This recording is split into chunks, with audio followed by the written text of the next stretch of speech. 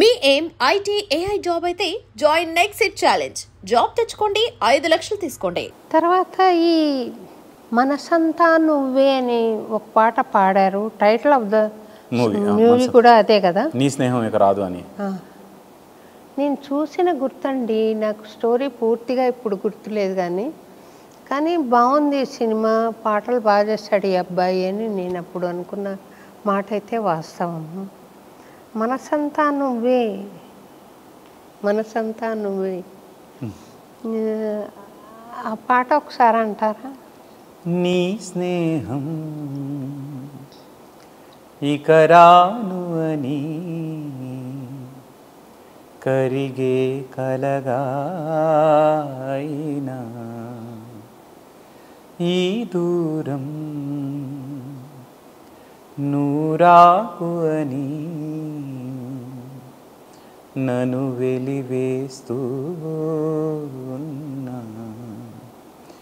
మనసంతా నువ్వే, నా మనసంతా నువ్వే, మనసంతా నువ్వే, నా మనసంతా నువ్వే.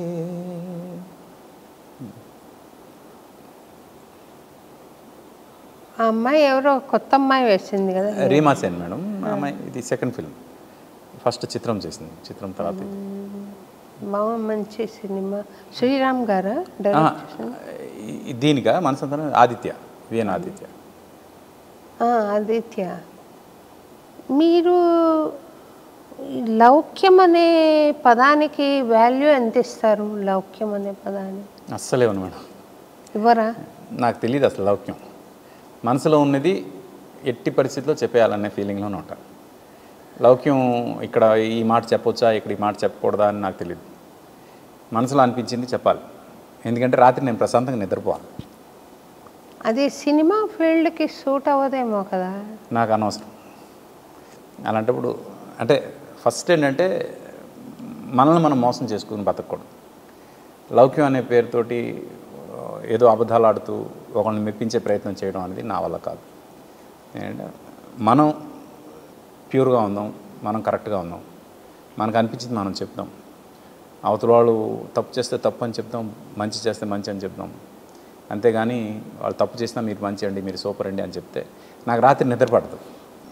నైట్ 10:30 అయితే నిద్రపోతాను మేడం, ఎట్టి పరిస్థితిలో 4:30కి లేస్తాను. ఈ నిద్ర మాత్రం పర్ఫెక్ట్గా ఉంటుంది. నేను కనుక 4:30కి నిద్ర లేస్తే అక్కడ నుంచి ఇంకా డే స్టార్ట్ అవుతుంది. మళ్ళీ 10:30 వరకు నేను ఏమీ ఉండదు, నిద్రపోయే అవకాశం ఉండదు. ఈ టైం పర్ఫెక్ట్గా నిద్రపోవాలంటే మాత్రం డెఫినెట్గా ఈ మిగతా టైంలో నేను ఎక్కడ తప్పు చేయకూడదని నా ఫీలింగ్. అనవసరంగా ఒకళ్ళని పొగడాలన్నా, అనవసరంగా ఒకళ్ళని తగ్గించాలన్నా రెండూ తప్పని నా ఫీలింగ్. ఓ మంచి వాళ్ళని తగ్గించకూడదు, అలాగే ఏమి కాని వాళ్ళని పెంచకూడదు. ఈ రెండు కూడా లౌక్యంలో వాడతారు, అది నాకు ఇష్టం ఉంటుంది. అలా ఉండడం ప్రపంచంలో ముందుకు వెళ్ళాలి అని అనుకున్నప్పుడు, చేయాలనుకున్నప్పుడు కొంచెం ఇబ్బంది కలగ చేయొచ్చు ఆ యాటిట్యూడ్ కదా. అంటే మొదట్లో అనిపించవచ్చు మేడం, బట్ తర్వాత వాళ్ళకి రియలైజేషన్ వస్తుంది. ఇప్పుడు ఒకళ్ళు వచ్చారనుకోండి, వాళ్ళ సినిమా గురించి అడుగుతారు, ఎలా ఉందండి సినిమా అని. రిలీజ్ ముందే చూపించి అడుగుతారు ఎలా ఉందని. నేను చెప్పేస్తాను డైరెక్ట్, ఇది బాగాలేదండి, మీకు ఓపెనింగ్స్ కూడా రావు, ఇది కరెక్ట్ కాదు.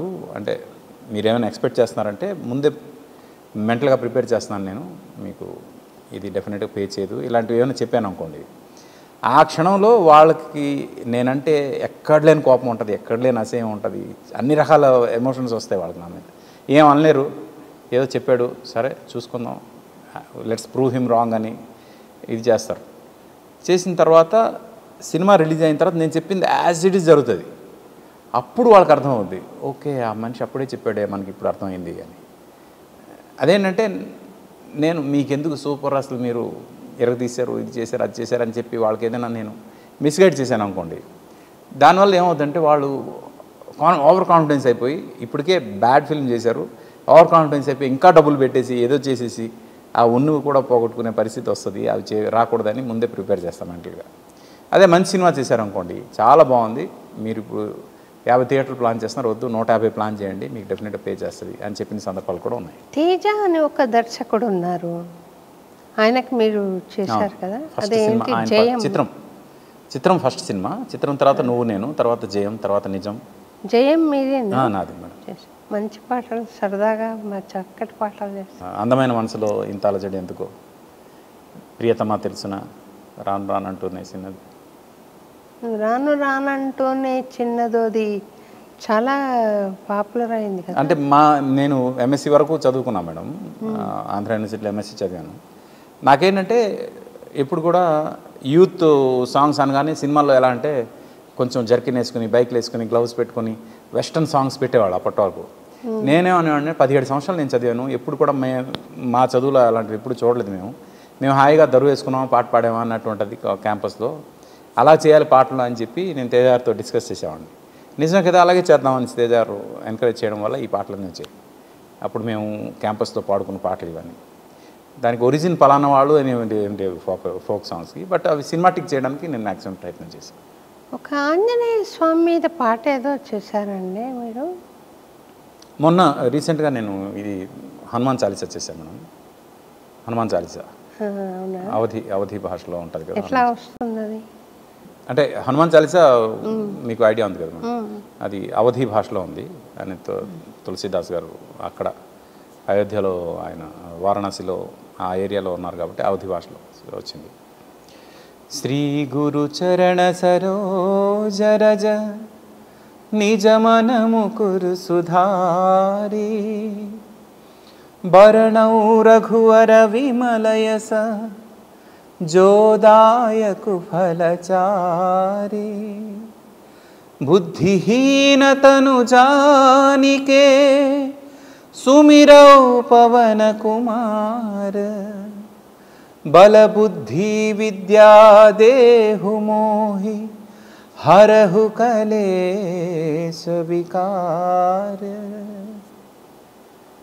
जय हनुमान ज्ञान गुण सागर जय कपी सतिहु लोक उजागर रामदूत अतुलित बल धामा अंजनी पुत्र पवन सुत नाम महावीर विक्रम बजरंगी कुमति निवार सुमति के संगी कंचन वर्ण विराज सुवेश कानन कुंडल कुंचित केस हाथ वज्र और ध्वजा विराजै कांथे मूंज जनेऊ सांजे शंकर सुवन केसरी नंदन तेज प्रताप महाजगवंदन विद्यावान गुणी अति चातुर राम काज करिबेको आतुर. ఇలా అంటే ఎవ్రీ 8 ఫ్రేజెస్కి ఒక్కొక్క ఇది చేశాను మేడం.